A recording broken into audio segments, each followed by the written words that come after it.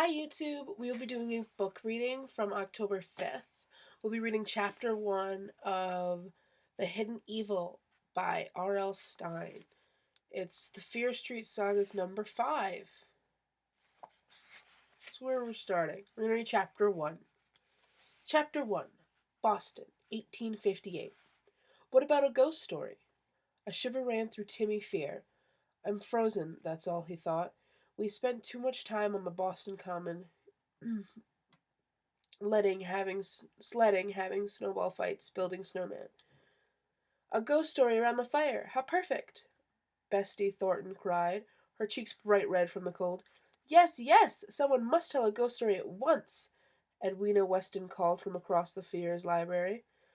Maybe this is the time to tell the ghost story, Timothy thought.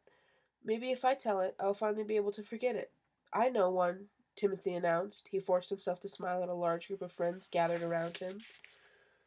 The family's thin old cook shot Timmy at a startling glance. The mugs of cider rattled at the trays he held in her hands. He shook her head. She doesn't want me to tell the ghost story, he realized. But it's time. It is time. Outside the library window, the sun began to set. The shadows lengthened across the room, like fingers reaching for me, Timothy thought.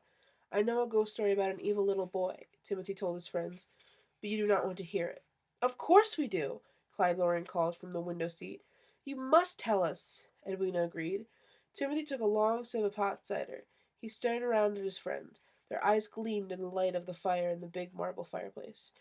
Do not be so quick to answer, he advised. You see, it's a true story, and so scary it could certainly frighten a body to death. Ooh, Clyde moaned. He leaned down and grabbed Martha Brady's neck in both hands. She gave a high-pitched squeal, and everyone laughed. You will not be laughing for long, Timothy thought.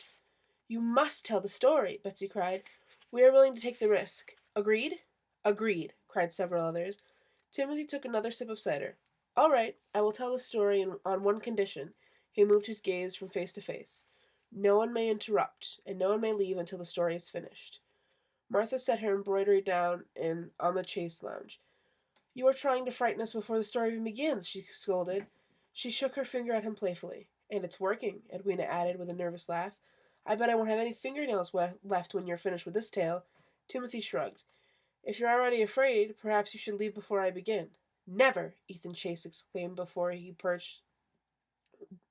from his perch on the arm of the sofa, but his voice broke. A chorus of laughter filled the library. Ethan's cheeks turned bright red. Then everyone stared at Timothy, waiting. I will have to change a few names, of course, he explained, to protect the survivors of this account. All else will be strictly as it is told to me, and as far as I know, completely true. A deep hush fell over the room, even though he stood in front of the fireplace, with the heat baking the back of his legs. Timothy felt another shiver run through him. Do not let your fears stop you, Timothy told himself. Tell them everything. The story begins in New York, he began at last, more than 10 years ago. Hope you enjoyed the first chapter of R.L. Stine's The Hidden Evil. We will have chapter 2 coming soon, which should be right after this video. It'll be chapter 2. And we will finish this book, and I'll give you the link to this book down below. Have a good day, YouTube. Bye!